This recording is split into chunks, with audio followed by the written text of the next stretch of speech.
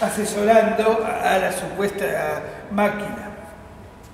Pasado el tiempo hay muchos más partidos, se consolida esta tendencia de la máquina ganándole al hombre. Pero básicamente uno tendría que plantearse qué es una máquina, qué hay en una máquina. En esta, en un celular, en cualquier máquina, en la base de todo hay electricidad modulada lógicamente. Si alguna vez abrieron una máquina, van a ver una placa verde, no ven nada.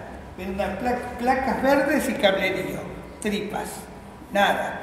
Nada que ahí le diga dónde está el mail que envié esta noche. No, dónde está lo que estás escribiendo, no tienes la menor idea, digamos. ¿Por qué? Porque todo se convierte de electricidad en pasos y no pasos de corriente. En realidad, para ser objetivo y sincero con la explicación, siempre pasa la corriente. Pasa menos potencial o pasa más potencial. Digamos, para decirlo, digamos, porque alguien puede pensar, no, hay veces que se corta la corriente, no. Pasa 5 watts, digamos. Adentro, por eso tiene una fuente que transforma el 220 o 110.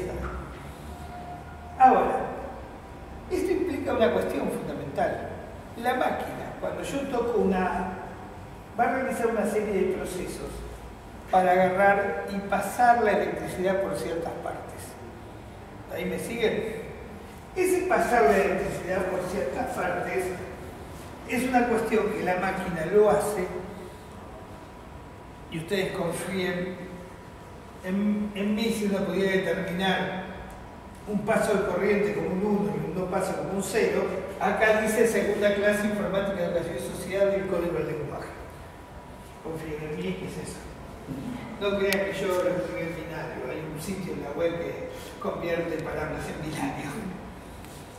Digamos que cuando uno toca la A, va a pasar, cuando pasar la corriente, por determinados lados. Pero fundamentalmente para la máquina le da exactamente lo mismo la A que la B que la C. No tiene apercepción. La percepción, si ustedes recuerdan de psicopata o otras cosas, es esta cuestión de que si yo muevo este brazo, salvo que esté muy chupado, drogado o con trastornos muy fuertes, reconozco que el movimiento lo hice yo. Esta es la percepción. Eso es humano. La computadora no tiene percepción. No puede dar cuenta, solo lo que hace es simular esa percepción. Cuando tengo una A, sale una A. Pero el orden de la significación no está. Brevemente, si uno pudiera imaginar todas esas partecitas, uno tomaría 8 cuadraditos, ¿no? Donde está pasando la corriente, no pasando, pasando en todos los 8, no pasando en ninguno, pasando en uno y otro. ¿Cuántas formas puedo hacer? Yo te digo, una es no pasa, otra es pasa. ¿Cuántas formas? No vale la respuesta muchas. La combinatoria de 2 elementos tomados de 2 en 2. Me gustó, 2 elementos en 8 lugares. Usado en estadística, eso da, confíen en mí, 256. Digamos que hay solo 256 formas de pasar o no pasar la corriente. Solo eso. Pero con eso alcanza. ¿Alcanza para qué? Para todas las letras, minúsculas, mayúsculas, para todos los símbolos, para las variantes de letra con acento, sin acento. Esto se llama código ASCII. Estas 256 están representadas por un código que ustedes conocen, el código ASCII. Cada vez se usa menos porque los teclados vienen, pero cuando uno no tenía la N ponía AL 164. ¿Qué le estaba diciendo a la máquina? Que ejecute el código 164, o decirlo mejor, pasar a corriente de modo 164. No escriben, al 164 pasa esto. Esto que ven acá ustedes es un byte, es esta unidad de medida.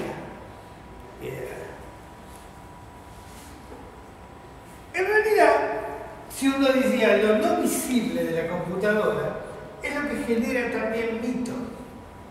Esto desde la Edad Media ocurría, ¿no? Cuando en la Edad Media el hombre no conocía el proceso productivo de la tierra, no conocía, cuando plantaba una semilla veía crecer un árbol. ¿A quién adjudicaba el resultado final de la cosecha? Fuerza divina o castigo divino, depende si la cosecha venía mal, porque Dios lo quiso, porque Dios no lo quiso. Cuando ustedes se alejan de las regiones urbanas de cualquier país, como el caso de Argentina, aumentan las explicaciones religiosas y metafísicas.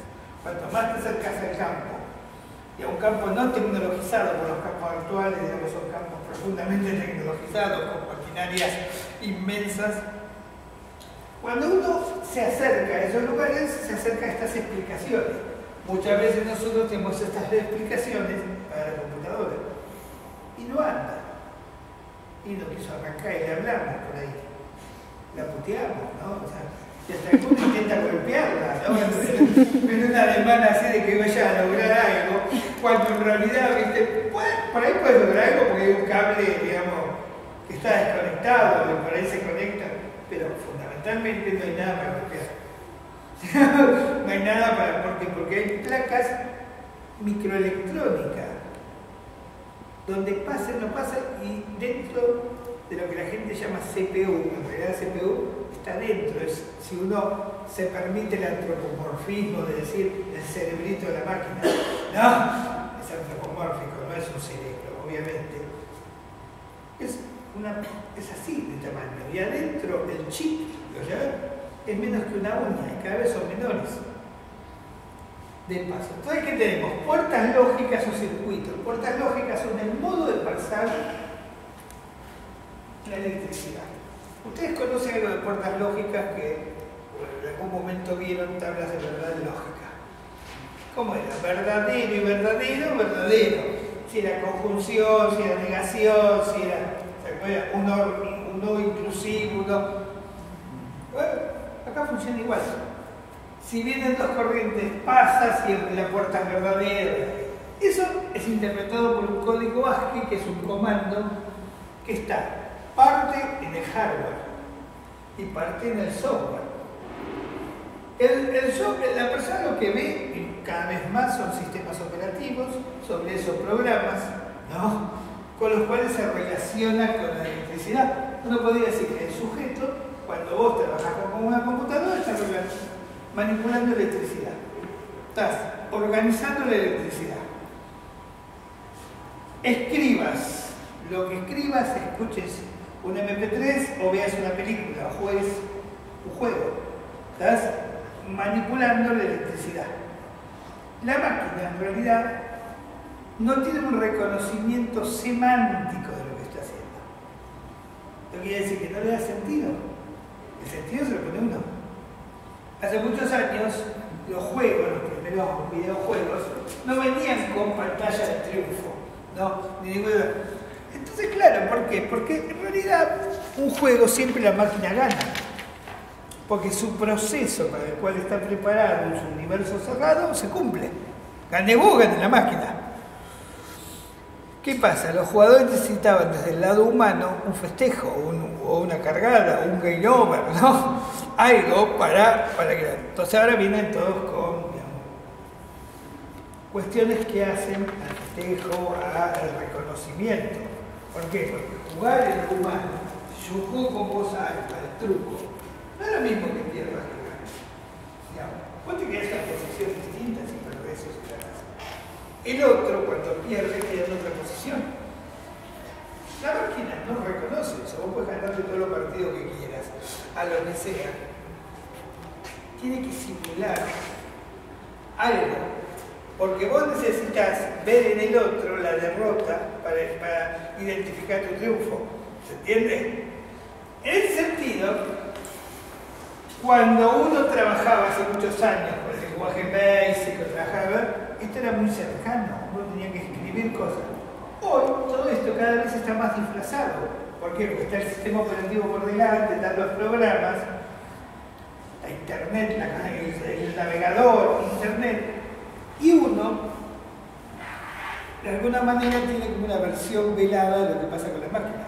Se olvida, y está bien que se olvide, cómo funciona. A nosotros nos interesa hoy trabajar esto de por cómo funciona en función de pensar en la psicología. No, como usuario está muy bueno que vos que ha sido un detalle que todos los elementos facilitadores para el sujeto, para alejarlos de esta lógica de paso no paso de corriente, el crecimiento de los discos rígidos, de las plaquetas, porque cada vez necesitas más y más bytes, si querés megas y gigas, ¿para qué? Para que la interfaz con vos sea tan amigable que vos no te des cuenta que estás con una máquina. Y ahí es donde está el problema de Dollface, ¿no? Donde el reconocimiento de la máquina y del sujeto, cuando uno trabaja con una máquina, cae en el inmediatismo. Ese inmediatismo con el que cae, cuando cae con cualquier tecnología, es un inmediatismo.